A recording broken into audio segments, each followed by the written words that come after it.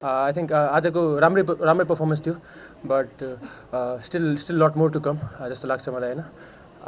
त्यही इन्जोय गरिरहेको छु सबै भनौँ न यो एनपिएल नै भनौँ राम्रो भइरहेछ मेरो लागि र टिमको लागि त्यति राम्रो भएको थिएन लास्ट 4 गेम्समा र आज चाहिँ भनौँ न त्यो लाइन क्रस गऱ्यौँ र भनौँ न टिम जित्दाखेरि रन हान्दाखेरि आई थिङ्क एकदम खुसी लाग्छ।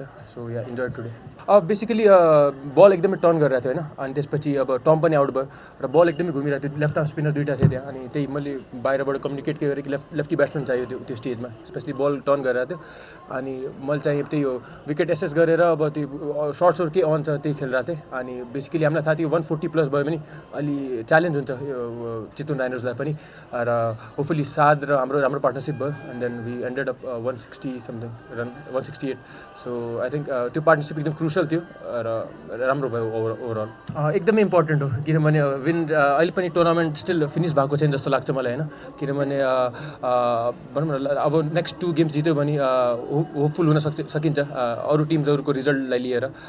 मेबी आई थिङ्क गडको के प्लान होला। सो आई थिङ्क आफ्नो काम गरौँ अनि लेट्स सी के हुन्छ। भर्खर कुरा त भएको छैन होइन, अहिलेसम्म कुरा भएको छैन। ठ्याक्कै त्यो सकिन बित्तिकै ठ्याक्कै यहीँ आएँ, उता प्रेजेन्टेसन गएँ, त्यसपछि आएँ र अघि कोसँग कुरा गर्दाखेरि नट प्ले टुडे भनेर भन्नुभएको थियो। सो मेबी राम्रै हेरौँ के हुन्छ।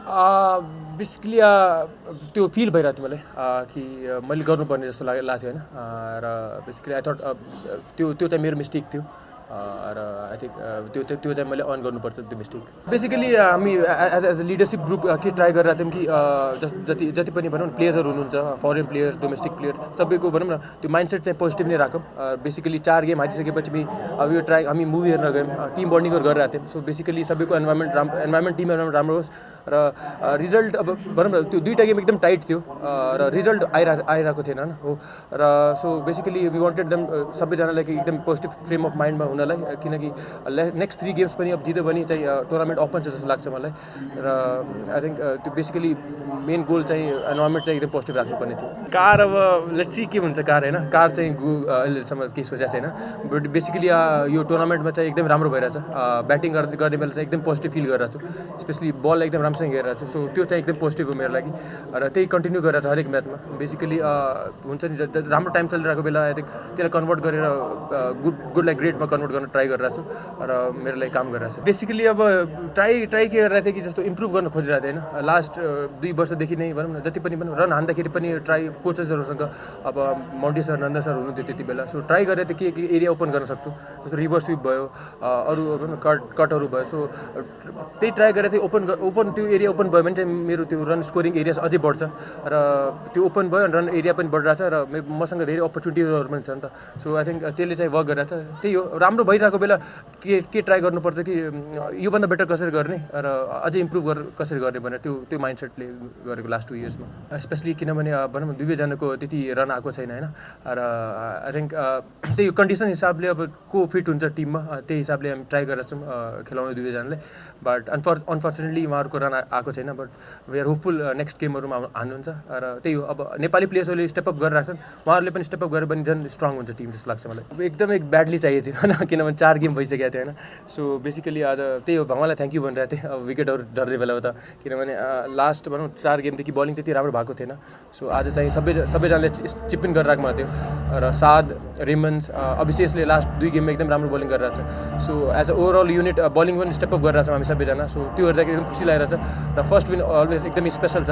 त्यही हो नेक्स्ट 2 गेम्समा पनि जित्ने हो। The game, some days, you have all the plans, but I think Rohit and Saad are brilliant. But I think Rohit's inning actually take it away. So you should give the credit to Rohit actually.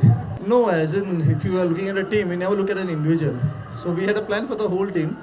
Some days the plans click, sometimes the plan doesn't click. So today was a bad day, or maybe you call that we didn't bowl according to the plans. So credit to the opposing team because they played very well and they deserve to win the match. I was expecting Rijan, Kushal, they are doing exceptionally well. Except for today, I think Kushal has bowled the brilliant spells in his life and he's done a brilliant captainship. First time he's captaining. I think we have to just wait and be patient because still there are a few more games to go. And the way Kushal is come back as a captain, I think we have to just wait for 2 more games and then wait because Rijan is doing very well exceptionally. Kushal is doing exceptionally very well. Some of the local boys have been doing really good.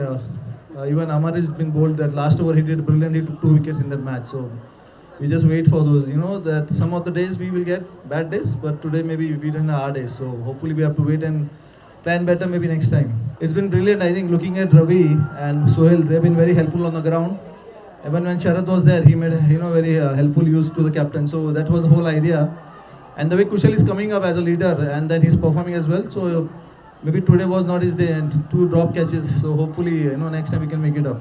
Muscle spasm. I cannot be a doctor and change his muscle spasm. So if he's not fit enough, I cannot take a risk because youngster, they have a long life enough in the front. So just for one game, I cannot risk his career. So that is being careful is such an important aspect for us also because there are a few more important games we are waiting for. So you know me well and Rohit is my personal student. So he comes to me in India. So I think it's the right question or what should I answer for you? I think everybody saw the eating. Do I have to really answer that? My perspective, seriously, I think he's number one on the scoreboard as a batsman. Right now, even having all the foreigners, before he came in today and today now after this score, he's actually going to be way ahead of all the others. He's number one run scorer in the whole of Nepal League. So I think it's a big thing for Nepal Premier League where we spoke that a Nepal cricketer, if he's on the top of the list, I think there's nothing better than this.